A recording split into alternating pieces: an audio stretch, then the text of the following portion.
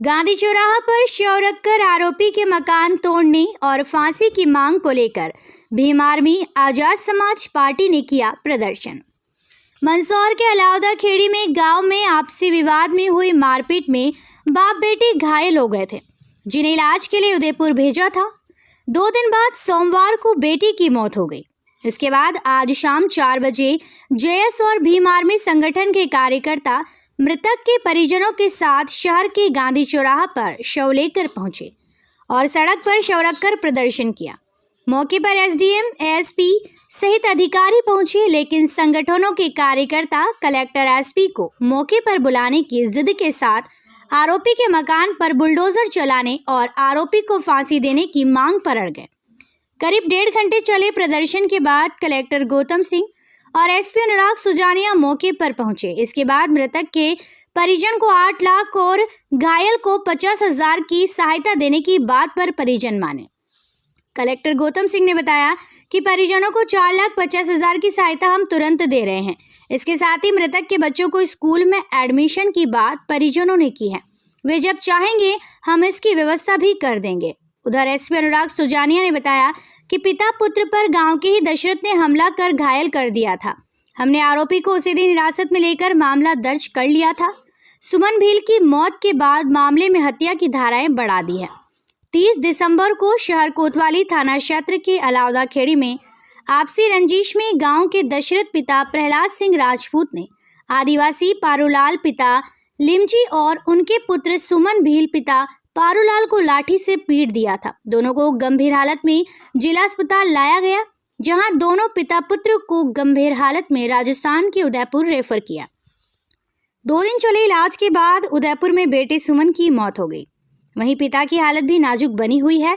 मृतक के परिवार में पिता पुत्र ही कमाने वाले थे। अब बेटी की मौत हो गई है और पिता अस्पताल में जिंदगी मौत से जूझ रहे हैं। ये समाज के कमज़ोर वर्ग के प्रति अत्याचार का मामला है और बहुत ही दुखद है, लेकिन इसमें पुलिस ने बहुत प्रभावी कार्रवाई की थी। जो अपराधी था, जो अपचारी था, उसको उन्होंने गिरफ्तार कर लिया। उनके खिलाफ कार्रवाई कर रही है।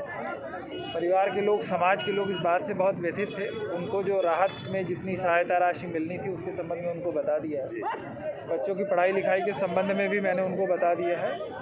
और परिवार के एक सदस्य के रोजगार की बात थी, तो मैंने ये भी बताया है कि स्वरोजगार के संबंध में हम तुरंत कार्रवाई कर सकते हैं। एक इनकी डिमांड अलग से है, जिसमें यह है कि जो अपराधी है उसका मकान तोड़ा जाए। मैंने उनको बहुत विस्तार से समझाया है कि मकान की आज ही जांच करा लेता हूँ। अगर अवैध होगा या कहीं अतिक्रमण होगा तो हम गिरा देंगे। वैध मकान को गिराने का कानून में कोई प्रावधान नहीं है, तो वो हम जांच करके उसमें कार्रवाई करेंगे। आर्थिक सहायता वगैरह की आर्थिक सहायता मैंने सबसे पहले वही बात बताई कि मृतक होने पे 8 लाख रुपए की आर्थिक सहायता 8,50,000 के आसपास मिलती है। उसका 50% FIR पे होता है, तो 4,12,500 रुपये तो ये हो गया। और जो घायल है उसको FIR पे 25% देते हैं, तो 50,000 ये तो मैंने आज ही स्वीकृत कर दिया है। और अभी मैं भोपाल बात करके अलॉटमेंट मांग के जल्दी से जल्दी पैसा ट्रांसफर कर। क्या है जो प्रदर्शनकारी वो मान गए आपकी बात? प्रदर्शनकारी में ज़्यादातर मान गए हैं। कुछ लोगों का ऐसा है कि पहले मकान तोड़ो, तो मकान तो ऐसे नहीं तोड़ सकते, क्योंकि जितने भी आपने प्रकरणों में मीडिया ने भी देखा होगा कि वो छानबीन करने के बाद ही हम हाथ लगाते हैं। उसमें पूरी लिखा पढ़ी करनी पड़ती है, जांच करनी पड़ती है। तो वो आपस में ये लोग समझ रहे हैं, मेरे ख्याल से मान जाएंगे ज़्यादातर लोग। इसमें 1-2 लोग हैं जो पॉलिटिकल उससे जुड़े हुए हैं। उनका ये है कि पहले मकान तोड़ा जाए, तो वो ऐसा हम कर भी नहीं सकते, वो विधि संगत भी नहीं होगा। सर, अभी तक परिवार को हम लोगों को आश्वासन दिया गया है कि मकान तोड़ दिया जाएगा, लेकिन अभी भी हम लोग यहाँ पे बैठे हुए हैं भाई शुभन बिल की बॉडी को लेकर। और हमारा प्रशासन से निवेदन है कि जो आरोपी है उसका मकान ध्वस्त किया जाए,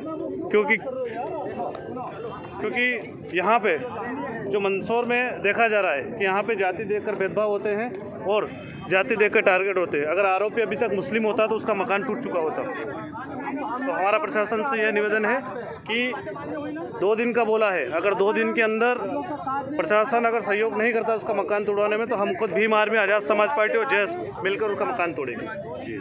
प्रशासन ने आश्वासन दिया प्रशासन ने आश्वासन दिया है कि जो उसके खिलाफ जो एफआईआर हुई थी 302 से लगा एट्रोसिटी एक्ट तक एफआईआर हो चुकी है, आरोपी गिरफ्तार हो चुका है और आश्वासन दिया है कि जो यहाँ पे विधि विधान एट्रोसिटी एक्ट के 302 में जो मुकदमा बनता है जिसका 8 लाख सहयोग राशि मिलती है वो प्रशासन हमें देने के लिए तैयार है। तो आपका क्या शुभ नाम? प्रिंस सूर्यवंशी, क्या पद है आपका? जिला अध्यक्ष आजाद समाज पार्टी मंदसौर।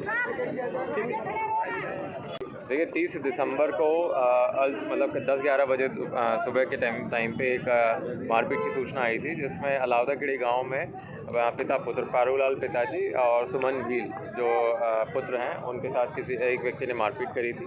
इस संबंध में उनकी धर्मपत्नी पारूलाल जी की धर्मपत्नी रसली बाई जी की शिकायत पर हमने एफआईआर रजिस्टर करी थी। चूँकि चोट प्राणघातक प्रतीत हो रही थी प्रथम दृष्टया, तो उसमें तुरंत ही हमने 307 और SC/ST धाराओं के तहत उसमें प्रकरण रजिस्टर कर लिया था और उसी दिन आरोपी को भी राउंड अप कर लिया था तथा जो जिस हथियार से जिस डंडे से उन्होंने सर पे वार किया था वो भी मौके से जब्त कर लिया था हम लोगों ने। इसमें अग्रिम विवेचना जारी थी। उपचार के दौरान कल जो पुत्र हैं सुमन भील, उसके उपचार के दौरान मृत्यु हो गई थी, तो उस संबंध में आज उनका PM भी हो गया है और उसमें धारा वृद्धि भी कर दी गई 302 की और अग्रिम कार्रवाई की जा रही है। कितने आरोपी थे सर इसमें जो प्रथम कंप्लेनेंट के द्वारा जो प्रथम रिपोर्ट लिखाई गई थी उसमें एक ही आरोपी है और आरोपी राउंड अप है, आरोपी जेल दाखिल। और कोई बढ़ने की संभावना है क्या?